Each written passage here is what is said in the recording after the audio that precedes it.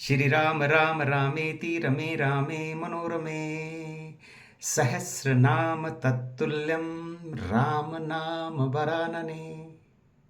एक शिष्य अपने गुरुजी से पूछता है कि हे गुरुदेव, मैंने जन्म पत्री दिखाई थी और उसमें पंडित जी कह रहे थे कि भाई अभी शनि जी की दशा है, उसके बाद श्री राहु जी की दशा आएगी, उसके बाद केतु जी की दशा आएगी, फिर उसका होगा, फिर इसका होगा, और बस तेरे जीवन में ये परेशानियां आती ही रहेंगी। बस उसके लिए 18,000 उनके नामों का जप कर, उसके नाम का 24,000 का जप कर, और फिर ये ठीक हो जाएंगे। यानी कि जीवन में प्रतिकूलता आ गई।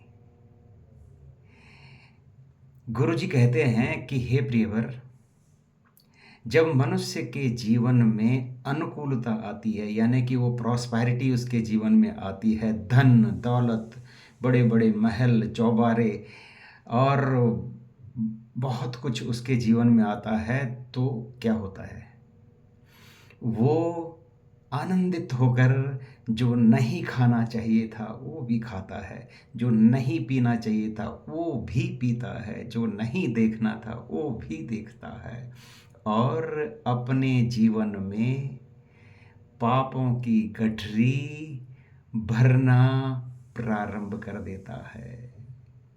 और जिसके जीवन में प्रतिकूलता है, यानी कि आजकल उसके ग्रह बहुत ही खराब हो रखे हैं, तो वो क्या करता है कि वो भगवत प्राप्ति की तरफ जाता है।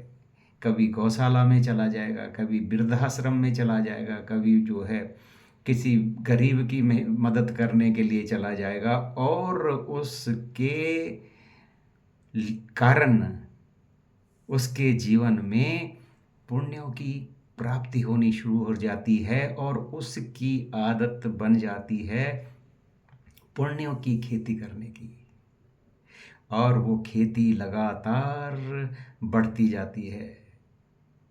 खेती ऐसी होती है पुण्यों की कि एक बीज डालो और वो सहस्र बीजों को लेकर के आ जाती है। जबकि अनुकूलता हो तो जो था वो भी चला जाएगा।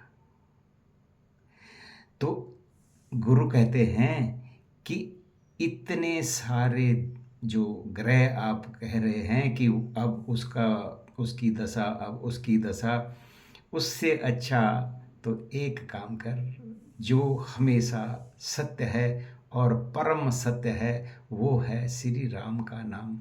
और श्री राम जी का नाम भगवान विष्णु के सहस्र नामों के तुल्य है। राम रामेति रामेति रमे रामे मनोरमे सहस्र नाम तत्तुल्यम राम नाम वरानने। केवल राम का नाम, बिल्कुल सिंपल।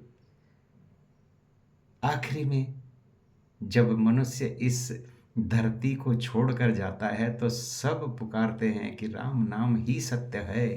तो वो उसके लिए नहीं कहते हैं जो जा रहा है, बल्कि अगल बगल में जो लोग जीवित हैं उनके लिए भी कहते हैं कि भैया जी, यही अटल सत्य है, परम सत्य है। नमस्कार।